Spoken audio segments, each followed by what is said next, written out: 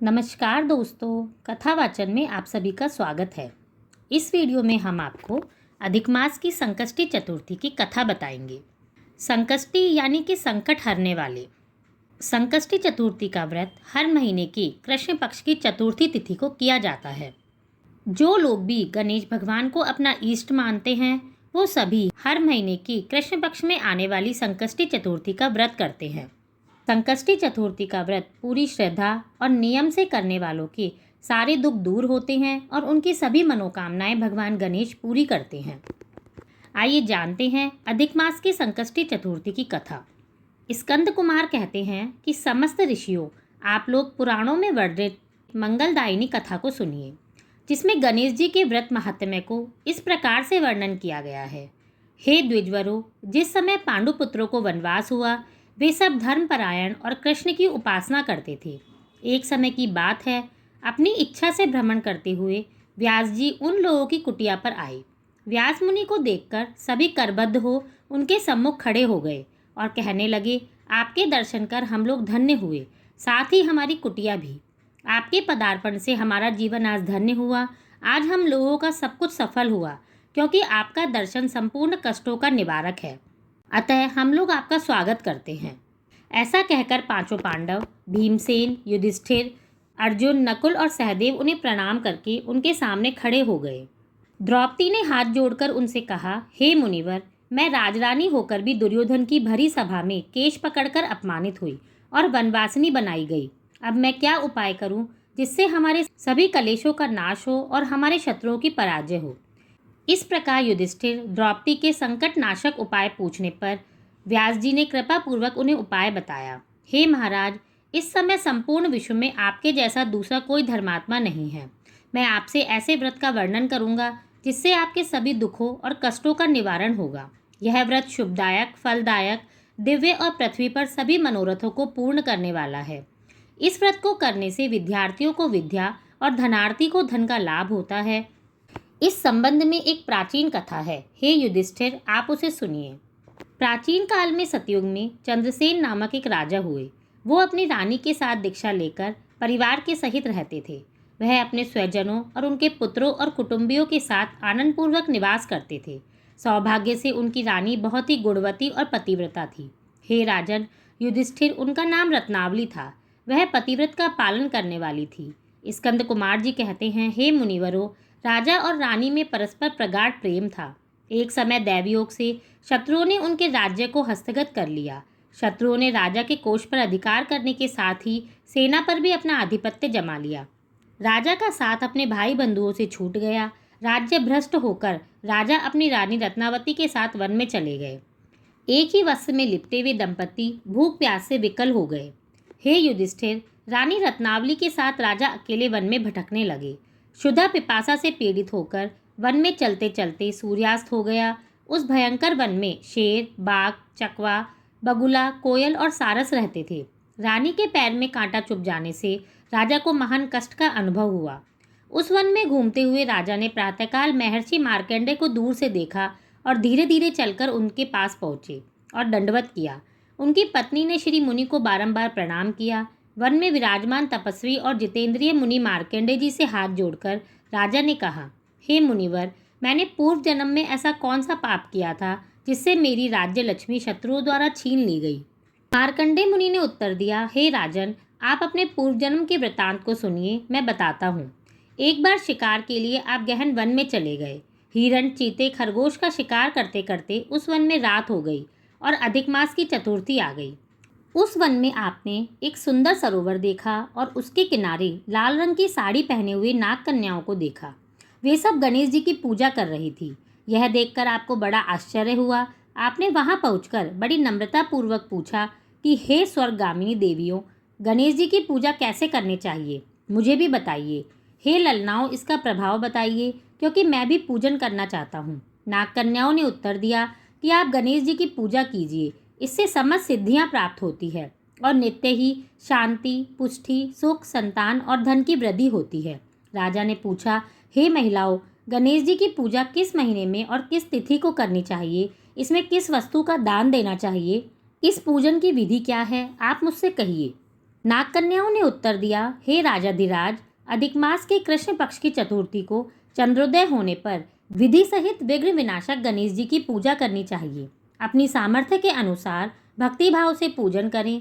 गणेश जी को पंचामृत से नहलाकर लाल पुष्प चढ़ाएं। गंध, पुष्प, धूप, दीप, नैवेद्य, दूब, 2 वस्त्र, सुगंधित द्रव्य चढ़ाएं।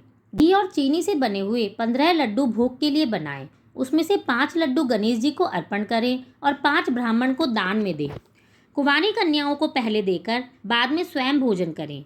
गणेश जी की प्रसन्नता के निमित्त समस्त सामग्री गणेश जी को अर्पित करें। तत्पश्चात पुराणोक्त कथा को सुने। ऐसा करने से मनुष्य की सभी मनोकामनाएं पूर्ण होती हैं और समस्त सिद्धियां प्राप्त होती है। गणेश जी के पूजन की यही विधि है। नागकन्याओं की यह बात सुनकर राजा ने उन्हें बारंबार प्रणाम किया। इस प्रकार राजा ने वहां गणेश जी के व्रत का मन में संकल्प करके सरोवर के तट पर जाकर गणेश जी का ध्यान किया और वहां से चले गए। इसके प्रभाव से गणेश जी आप पर प्रसन्न हो गए और आपको पुत्र, स्त्री, धन, धान्य आदि से पूर्ण कर दिया। आपके महलों में रत्नों के हार, स्वर्ण, गौ, हाथी और घोड़ों का अभाव नहीं रहा। किंतु कुछ दिनों के बाद आप धनगर्वित होकर व्रत करना भूल गए। इसके बाद आप उस जन्म में मृत्यु को प्राप्त हुए। हे राजन, उस जन्म में जो पूजन किया था उसके प्रभाव से आपका जन्म राजवंश में हुआ और सहृदय की मित्रता, सुंदर नारी का समागम और सुंदर शरीर की प्राप्ति होने से धनमद में आकर आपने व्रत करना छोड़ दिया, जिसके कारण आपकी ऐसी दुर्गति हुई है।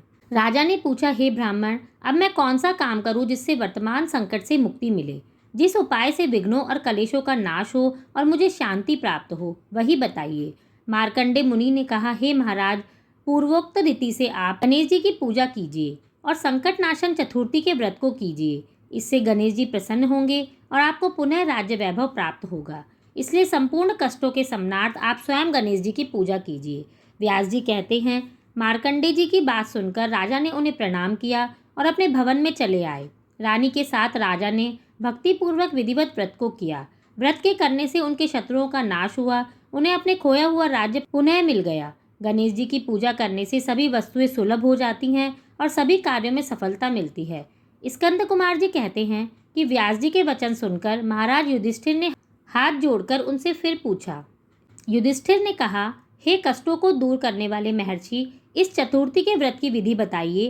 किस नाम से, किस मास में, किस प्रकार गणेश जी की पूजा करनी चाहिए और इस व्रत में किस चीज का आहार करना चाहिए? तब व्यास जी ने कहा, हे राजन, अधिक मास में चतुर्थी को गणेश्वर के नाम से पूजा करनी चाहिए।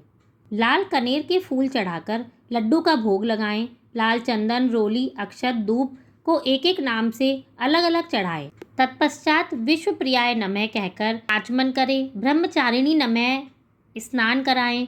गणेश्वराय नमः से वस्त्र चढ़ाएं। पुष्टिदाय नमः से चंदन चढ़ाएं।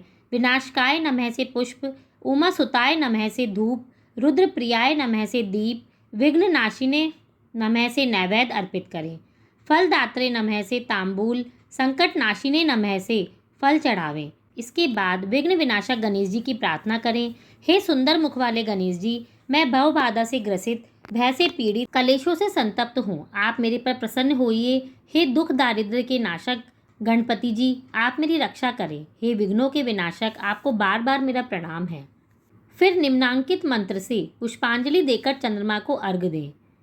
हे क्षीर सागर संभूत, हे द्विजराज, हे षोडश कलाओं के अधिपति, शंख में सफ़ेद फूल, चंदन, जल, अक्षत और दक्षिणा लेकर हे रोहिणी सहित चंद्रमा, आप मेरे अर्घ को स्वीकार करें। मैं आपको प्रणाम करता हूँ।